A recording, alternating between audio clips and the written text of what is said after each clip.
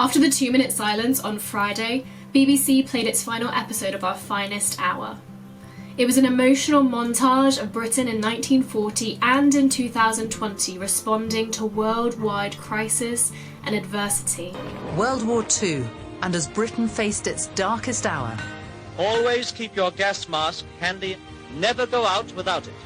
The nation pulled together like never before. Don't be alarmed. Keep a good heart. 80 years on, and we're facing our greatest peacetime crisis.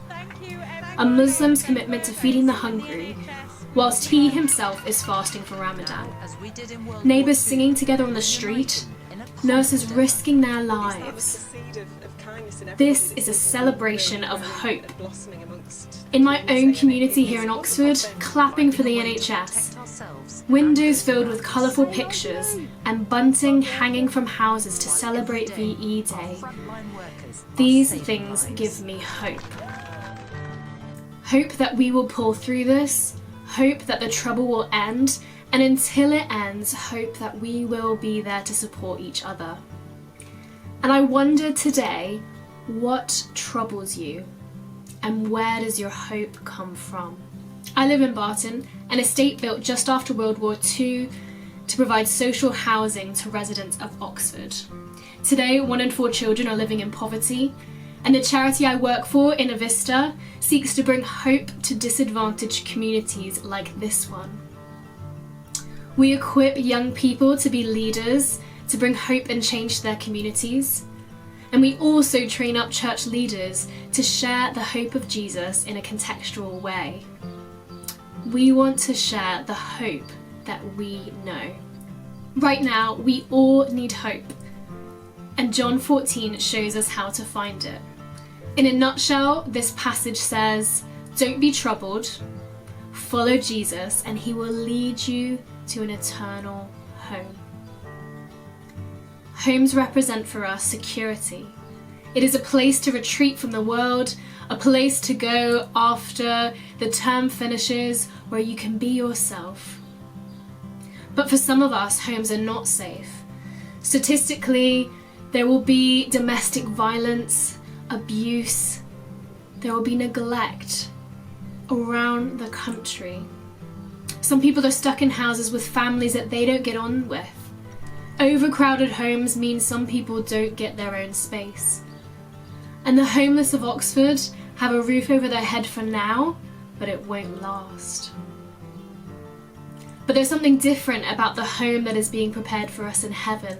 That is a place of security and comfort. That is a place of peace and safety that can never be taken away, that can never be broken into. It is secure for us forever. We often look for hope in the wrong places.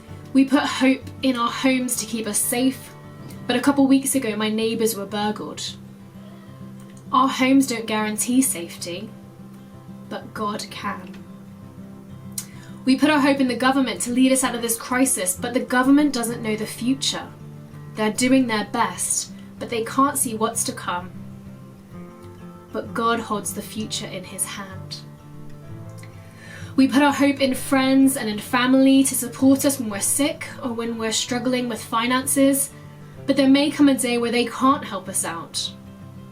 But God will always be able to provide. And we might put our hope in ourselves, in our own abilities, but we're limited. God is limitless.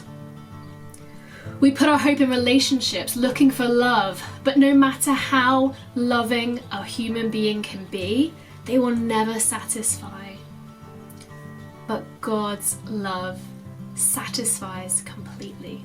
God has blessed us with friends, with family, with a government, with roofs over our head, and we should enjoy these things. But they should not be the source of our hope. The source of our hope should come from the eternal Creator God, one that can offer us all that we need, all that we look for. John 14 describes Jesus as the way, the truth, and the life. He is the way to our eternal home in heaven. But he is also life here on earth today. It is only with a relationship with God through Jesus that we can find peace, comfort, and some of that eternal security. I was praying for some friends recently that they will come to know Jesus, and as I was praying, I pictured life as grayscale, a life without God as black and white, not in full colour, and I prayed for them that they would experience life in full colour, life to the full that Jesus brings. And those colours would be bright and vibrant. That's the life I want for my friends. That's the life that I find in Jesus. The Christian artist Charlie Mackesy sums this up well. In this life, we can put our trust in Jesus who shows us the way. We don't need to be troubled about the future or the what-ifs, but instead take each day as it comes, step by step, walking with him one step at a time. And we can do that through prayer, meditation, through song, and through getting to know him in the Bible. I recently challenged my church to find a daily rhythm of prayer, even just 5 minutes a day. And there are some days when I read my Bible and I don't get it. I don't get what God is saying to me. But over the years, spending time with him, understanding his word, I am growing in relationship. I am growing in understanding and of knowledge of Jesus, of God, and the world that he created. And I can more clearly hear his voice. And I find comfort, peace, and hope with him. Our hope in troubled times comes from knowing and trusting a Father who loves us unconditionally and who has an eternal, permanent home prepared for us. A Father who is our provider, our security, and our friend. Only through him can we find life in vibrant colour and hope in our troubles.